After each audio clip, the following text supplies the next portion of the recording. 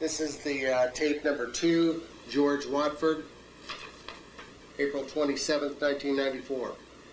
All right, you left the day after. And flew to Iceland.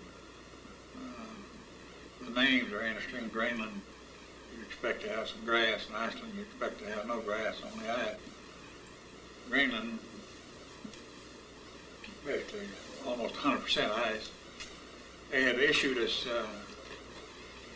some what looked to be sunglasses in New Hampshire just before we flew overseas. And I tried them on, and you could hardly see through them. They were way too dark. I thought they'd made a mistake. But after we took off from Iceland, went back down the fjord and got up high enough to come across the glacier, about 11,000-foot glacier, 11,000 feet high. Put on these sunglasses, and they were the only way you could see anything. The glare was enormous up there. And that's why they'd issued them to us, of course. We flew on into into Iceland. Weather was bad, and we had to have thought we had to have a little help to get down to the end of the runway, and they sent up 2 fighter planes to guide us in. We were flying alone. There were several of us flying over there, but we would fly at 10 or 15 minute intervals.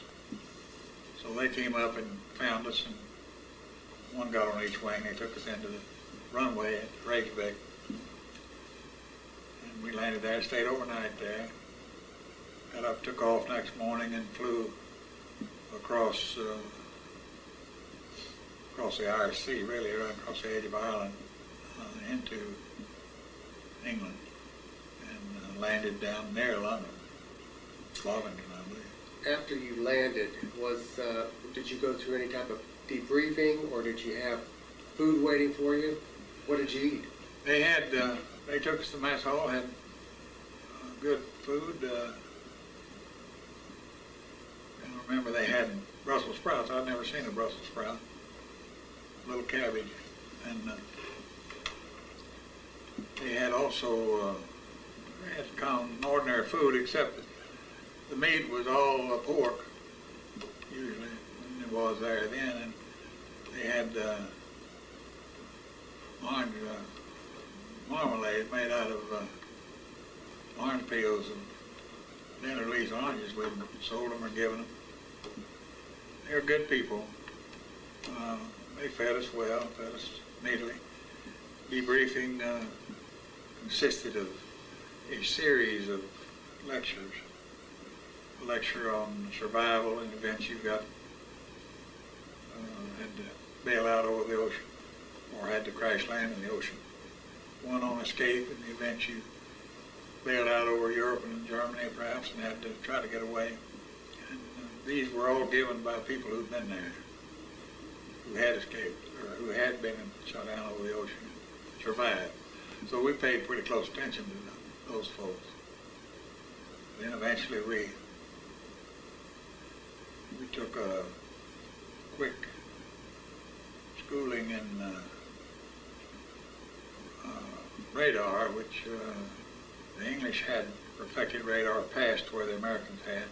They have what they call the G-box, which was radar. And we learned how that worked and how to use it. And I guess I got in England on the 5th or 6th, probably the 6th of July. Eventually then after these central things happened, we were assigned to our designated group as a crew, and we went back and I flew my first mission on the 11th of August. To give you some idea of length of time involved in all of that. We went to our base and reported in. The crew, the base personnel, at least in our squadron, and each group had 4 squadrons. And normally, on a normal mission, 3 squadrons would fly and 1 would be stood down. But some missions, maximum effort missions, all squadrons flew. Each squadron flew 12 planes, 4 elements of 3 planes each. When we arrived in England at our base, as I said, the group was flying, including our squadron, was flying, bombing Munich. And this was about the 3rd time in a row they'd bombed Munich, which is a very long, hard mission, a long 10-hour mission, 11 hours. We reported in, we had an orderly, took us to our quarters, which later we moved to a large Quonset hut that would hold 40, 50 people. This time we moved in one hold 16 people. And it had one man in it who hadn't flown, and it turned out he was one of the lead navigators. And he looked pretty exhausted. His eyes were sunken, and he wasn't in real good mood either. He was nice. I picked out a bed. The orderly brought mattresses and bed covers. We were working on that. I noticed the walls, of course, were steel, painted steel. At the head of my bed was written on there, was a little verse.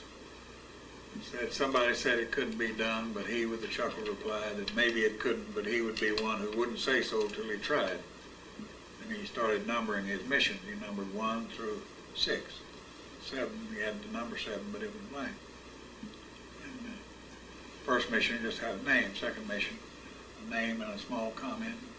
Thereafter, next missions, all like hell's a flak, tough fighter, scared to death. And that's so on. 7th mission was blank. Somebody had, this was all in print, somebody had scrawled over there and underneath there, it couldn't be done, put a big double exclamation point underneath. Oh boy, tough business here. We met the crew, gathered together, the officers of the crew, well, after a while, and everybody we'd met we thought had a kind of an unusual attitude. We said, boy, these people are flak happy, I think. Later on, I'll tell you the story later on. Same thing happened in reverse. I realized we appeared flak happy to some new people who came in. But it was interesting. And incidentally, that day, I believe, was July the 28th, which is one of the 2 clear days we had while I was over there. July 28th and 29th, consecutive days, the sun shone all day. Ever after that, the only time I saw the sun in 8 months was when we flew up over the clouds. I know that doesn't sound accurate, but it is. How did you bomb through the clouds, and did you have to get underneath? We bombed through in many cases with PFF, which was radar type thing, but normally when we would bomb visual over the continent, England would be just cloudy, but most of the continent would be open. I thought England was a pretty near marsh, and I told my wife about that. She's familiar with what I thought of it. We went over there 3 or 4 years ago in July, and it was lovely weather. She said, man, I don't think I'll ever believe you again. It's beautiful weather over here. Wasn't any clouds or anything else. But it was when we were there. Go ahead. Were you ever hit? Was your airplane ever hit or shot down? Oh, hit many times. We were never shot down, thank God. We lost one engine 8 or 9 times. 70% of that would be due to anti-aircraft fire. The other 30% would be due to mechanical malfunction. We lost 2 engines 3 times. Came home on 2, which is a whole lot more challenging. B-17 will fly on 3 engines pretty easily. And it will fly on 2 engines at about 9,200 feet. It won't maintain altitude at 26, 28,000 where we normally bomb from. It'll mush on down slowly, and we threw out all the guns and everything, and weighed everything, got down 9,200 feet, and it just mushed along like that. We flew 1,000 miles up there. Were you ever hit? Oh, you mean personally? Never wounded. I was hit once in the chest with a piece of flak, which was stopped by my flak suit. We had flak suits, aprons hooked up here, came down here a little further, below the middle of the back. And one piece of flak came through the nose, knocked out the plexiglass, and when that happens, it's just a puff,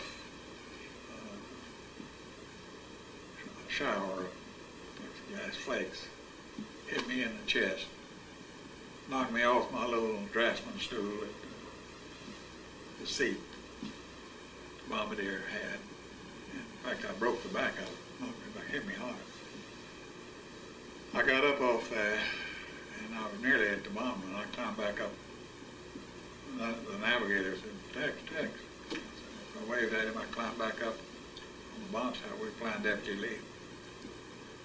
And made sure the bomb site was still on the target, which it was. We were almost at target. And the bomb went away, and I closed the bomb bay door, the bombs went away. Closed the bomb bay doors, and I started looking for this piece of flak, and I thought, boy, at first I was looking for something 3 or 4 inches across, you know. There was nothing there. I looked closer. I finally found a piece of flak, which was, I still have, I guess I gave it to my older son. It was about the size of the first joint of my pointer finger, and it had a little piece of the threads where the case screwed on the shell, 88 millimeter shell, and a little piece of lead like that hit me there. I couldn't hardly believe it was what caused it, but when I picked it up, I pulled off my heated glove and picked it up and burned my hand, still hot. But I looked down, I thought I was probably killed, you know, and I visualized my heart lying out there bleeding its last. I hated to look down, but I finally looked down, and nothing there, and I realized I wasn't wounded. Good feeling. You flew 30 missions. 35. 35 missions? What were the last missions like? The last mission, I believe, was a bombing of the airfield at Frankfurt. Next to the last mission, we bombed the front lines during the Battle of the Bulge. First time we'd been able to bomb the Bulge because of weather. And we bombed it on Christmas Eve of '44. And on that day, we came back and all the airfields in England were closed except 2. And in those 2, they had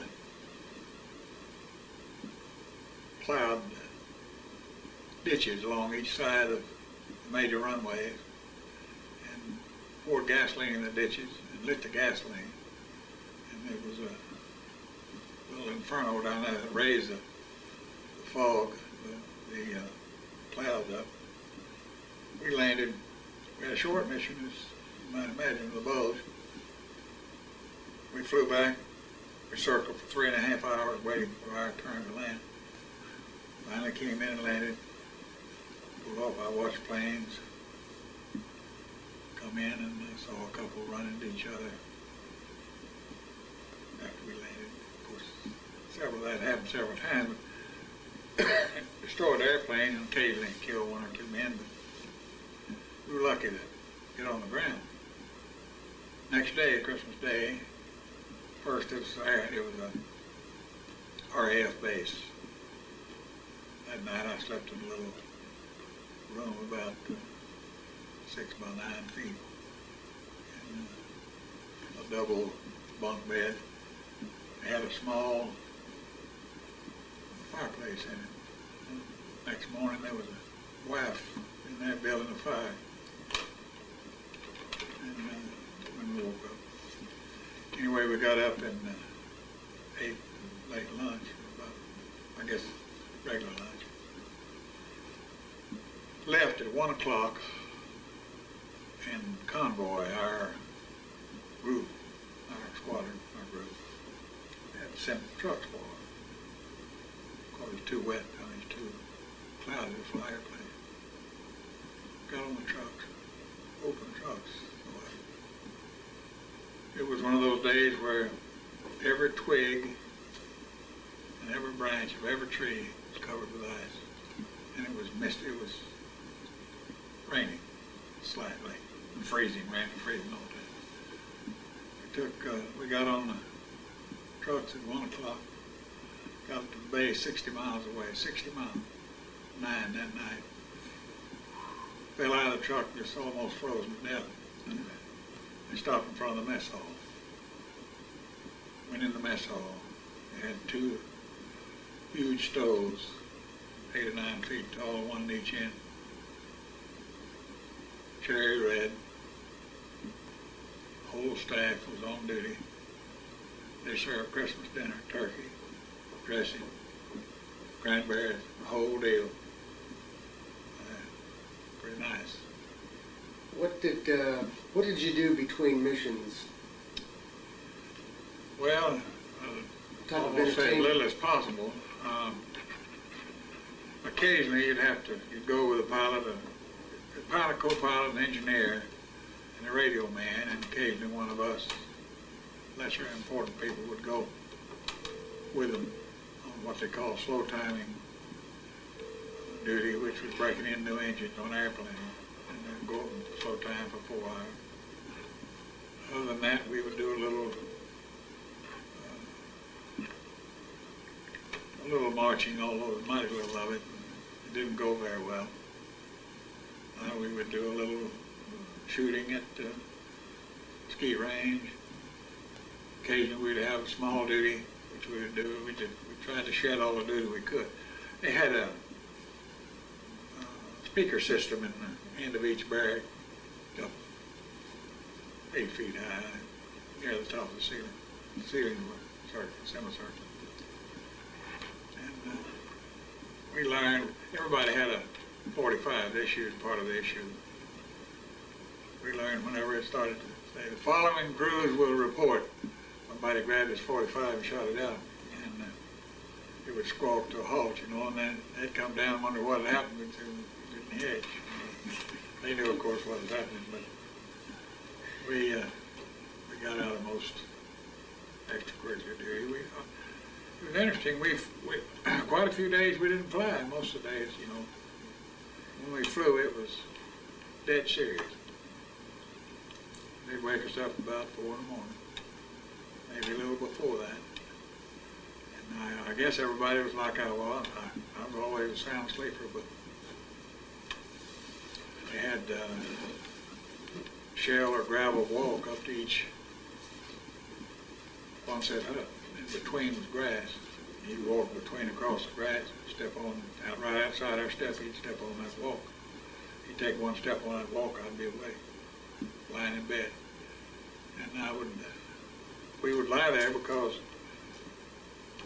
each squadron had about 14 crews and planes, and 12 would fly normally, unless it was a maximum effort, in which case 13 would fly. You might get stood down that mission, or the whole squadron might be stood down. So you'd wait, and the man would come in, and he'd wake you up and say, "Watford, you're flying today." Okay. How many gallons are we taking? Now, he'd never know where we were going, and we wouldn't either, but he would know how many gallons of gasoline was loaded on the airplane. Short missions, they loaded 1,700 gallons on the airplane. Long missions, 2,700 gallons. And long mission, of course, you had longer to be shot at, and a little tougher.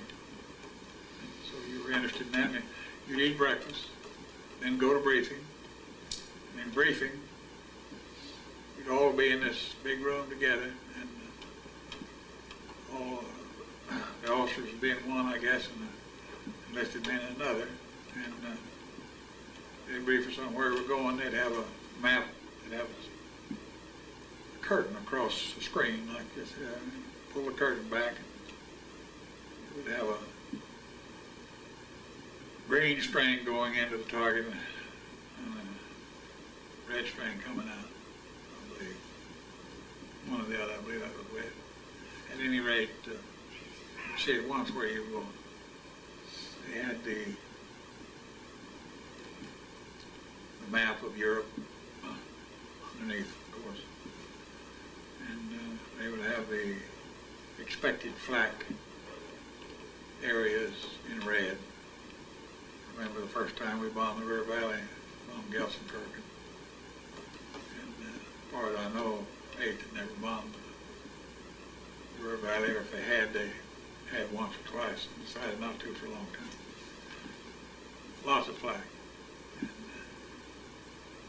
big gasp whenever they unfolded. We went in there.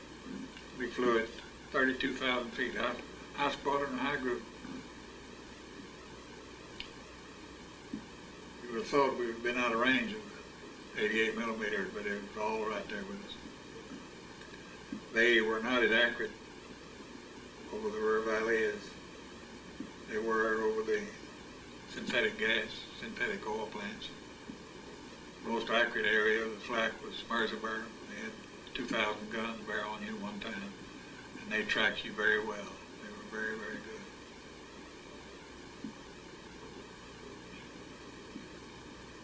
That was, we had several rough missions, quite a few easy ones. All of them get your attention. After your last mission, you were then sent home. How did you get back to the United States? We were sent to, or I was sent to Liverpool. No, I was sent to Birmingham. And I stayed there for about, England, Northern England. Stayed there for about 7 or 8 days waiting for a berth on a ship. And got a berth on a hospital ship out of Liverpool, the George Washington, which had been the Stettin, a German ship captured in World War I. With a fire trap. They told us all immediately it's a fire trap. So all smokers be extremely careful. Had $1,200, I believe, on the ship. There were about 30 Air Corps men and probably 75 prisoners, our prisoners, people who committed murder, rape, and so forth. And the rest of them wounded men. Some mental cases, some of them, a few of them, most of them crippled by fire, artillery, or other type fire, and recovery. You know, they weren't in bed, I would say. We came back in convoy. It was 15 days. And about 2 days out, a day out, I guess, we ran into the damnedest storm you can imagine in the North Sea. And we had waves that looked like 60 feet high. It was unbelievable. The convoy had to scatter, keep from being thrown into each other. And they had corvettes and a few destroyers, quite a few corvettes who were shepherding us. We didn't lose. I don't think we lost anybody in the convoy. I was in the ship up on next to the top deck. The ship was so crowded that down in the sleeping quarters was just like sardine area. And I went up on the top deck in the midst of that storm, next to the top deck. And the wind's blowing and rain blowing around underneath the deck. But on that deck they had quite a few people in cages. They were shell shock cases. And one of them kept hollering for an orderly, and orderly. I was on the deck, and directly an orderly came and unlocked his cage to go in. He said something to him. I don't know what he said. When he unlocked it, this man inside had an arm like a bar of iron, just swung his cage back and pinned him between the door and the cage, pinned the orderly. And then he went in a kind of a running walk, 7 or 8 steps to the edge of the deck, stepped right overboard. And of course, I hauled a man overboard, and so did the orderly. And I threw 3 or 4 donuts down there. And he hit the water. It brought him to himself, I guess, and he grabbed one of those donuts. And we didn't even slow down. I didn't realize that nobody did under those circumstances, but they radioed everybody, of course, and a Corvette came in there and picked him up, and he was in there almost long enough to freeze to death, not quite. Cold.